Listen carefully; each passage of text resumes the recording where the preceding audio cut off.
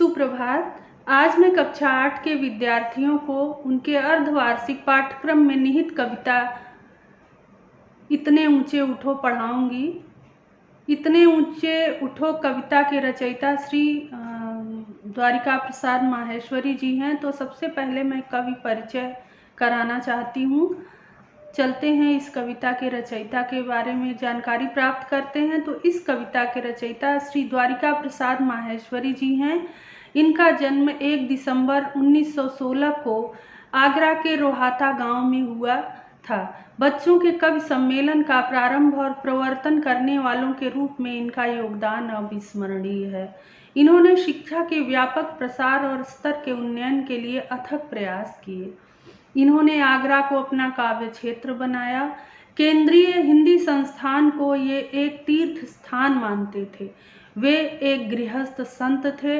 29 अगस्त 1998 को इनका देहांत हो गया।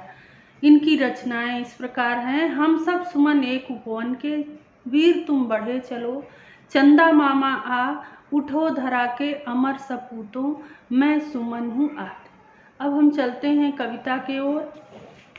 जैसा कि इस कविता के शीर्षक का नाम इतने ऊंचे उठो है, तो इस कविता की प्रथम पंक्ति की ओर हम चलते हैं। हम प्रथम पंक्ति को पढ़ते जाएंगे और इसका अर्थ भी आपको समझाते जाएंगे।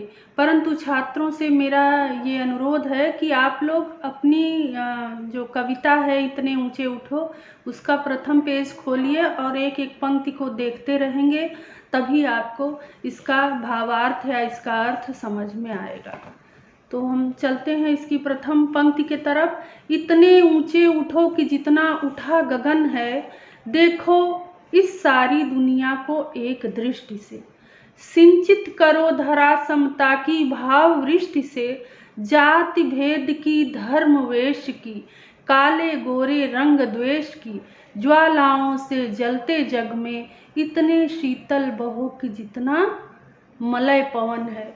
मैं इस पंक्ति को एक बार और पढ़ना चाहती हूँ ताकि आपको अच्छे से समझ में आ जाए। इतने ऊंचे उठो कि जितना उठा गगन है, देखो इस सारी दुनिया को एक दृष्टि से, सिंचित करो धरा समता की भाव वृष्टि से, जाति भेद की, धर्म वेश की, काले गोरे रंग द्वेष की, ज्वालाओं से जलते जग में इतने शीतल बहो कि जितना मलय पवन है। इस पंक्ति के जो कठिन शब्द हैं उनका अर्थ पहले मैं आपको बता देती हूँ, उसके बाद मैं आगे बढ़ती हूँ ताकि आपको अच्छे से समझ में आ जाए। इसका गगन मीन्स आसमान, सिंचित करो धरा, धरा माने धरती, वृष्टि माने वर्षा, द्वेष माने ईर्ष्या। अब हम चलते हैं आगे इसके भावार्थ के तरफ, इसके अर्थ के तरफ। तो प्रस्तुत पंक्ति में सभी भेदभावों से ऊपर उठकर समाज में समानता का भाव जगाने की बात कही गई है। प्रस्तुत पंक्तियों में कवि कहते हैं कि हमें नए समाज निर्माण में अपनी नई सोच को जाति, धर्म, रंग, द्वेष आदि जैसे भेदभावों से ऊपर उठकर सभी को समानता की दृष्टि से देखना चाहिए। जिस प्रकार वर्षा सभी के ऊपर एक समान रूप से होती है, उसी प्रकार हमें भी सभी के साथ समान रूप से व्यवहार करना चाहिए। हमें नफरत की आग को समाप्त कर समाज में मलय पर्वत से आने वाली हवा की तरह शीतलता और शांति लाने का प्रयत्न करना चाहिए। इसका सेकंड पैराग्राफ है, बच्चे देखेंगे। नए हाथ से वर्तमान का रूप संवारो, नई तूलिका से चित्रों के रंग उभारो, भाषा को नूतन अक्षर दो, युग की नई मूर्ति रचना में इतने मौलिक बनो कि जितना स्वयं सृजन है। फिर से देखेंगे इस पंक्ति को, नए हाथ से वर्तमान का रूप संवारो, नई तुलिका से चित्रों के रंग उभारो, नए राग को नूतन स्वर दो, भाषा को नूतन अक्षर दो, युग की नई मूर्ति रचना में इतने मौलिक बनो कि जितना स्वयं सृजन है। यहाँ पे तुलिका शब्द का अर्थ जो चित्र बनाने, रंग भरने के काम आता है, ब्रश, कूंची, के लिए प्रयोग किया गया है। नूतन माने नया, सृजन माने अपने द्वारा किया गई रचना। तो हम चलते हैं इस पंक्ति के अर्थ के तरफ।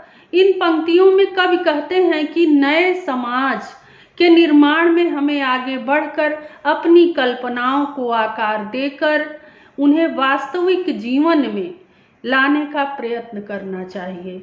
जिस प्रकार कोई कलाकार अपनी कूंची से अपने चित्रों में रंग भरता है और जिस प्रकार संगीतकार अपने नए राग में स्वरों को पिरोता है, उसी प्रकार हमें भी अपने समाज को नया रूप देने के लिए सृजनात्मक बनना होगा और सृजन को हमें अपने अंदर मौलिक रूप से ग्रहण करना होगा। अब हम चलते हैं तीसरे पैराग्राफ की तरफ। सभी छात्र देखेंगे तीसरा पैराग्राफ।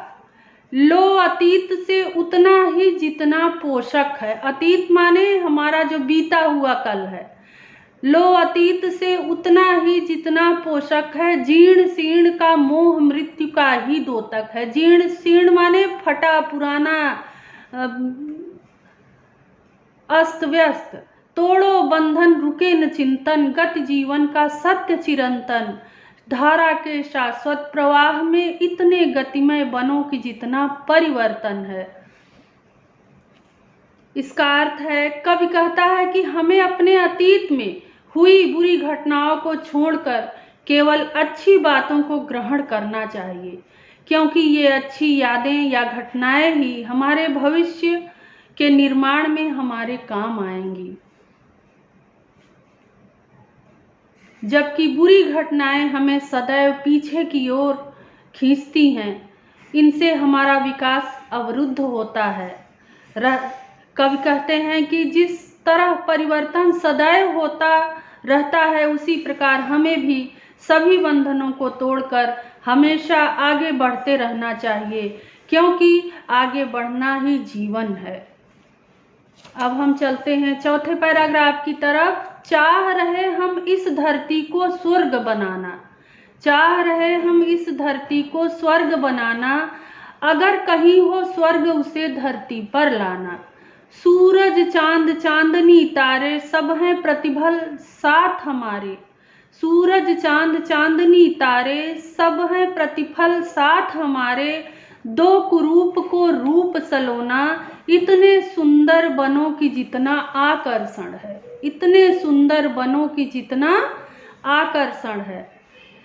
इस पंक्ति में कवि कहते हैं कि यदि हम धरती को स्वर्ग की तरह सुंदर बनाना चाहते हैं, तो हमें अपनी कल्पनाओं को साकार करते हुए अच्छाइयों को लेकर आगे बढ़ना चाहिए और हम अपने समाज को सभी बुराइयों से ऊपर उठकर एक खूबसूरत समाज की रचना कर सकते हैं। कवि कहते हैं कि हमें अपनी सोच और भावनाएं सदैव अच्छी रखनी चाहिए, जिससे एक सुंदर समाज की रचना हो सके, जिससे एक सुंदर समाज की रचना हो सके और वह समाज सदैव विकास की ओर बढ़ता रहे। जिस प्रकार हम किसी आकर्षण की ओर खींचे चले जाते हैं, उसी प्रकार अच्छी सोच के साथ हमें खुद को भी आकर्षक बनना है। इस अर्थ के साथ मैं इस कविता को समाप्त करती हूँ। इस कविता से संबंधित सारे प्रश्नों के उत्तर और अभ्यास मैं आपको PDF के माध्यम से सेंड कर दूंगी। धन्यवाद।